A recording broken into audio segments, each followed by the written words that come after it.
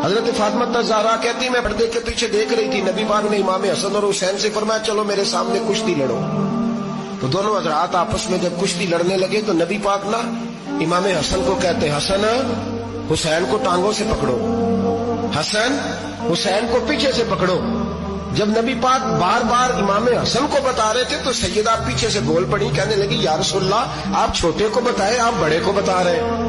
बड़ा तो पहले 11 महीने बड़ा है, तो आप छोटे को बताए बड़े को बता रहे। तो फरमाया फातिमा तू चुप करना, जो मैं देख रहा हूं तू नहीं ना देख रही। एक को मैं बता रहा हूं, दूसरे को जिब्रील अमीन बता रहे हैं।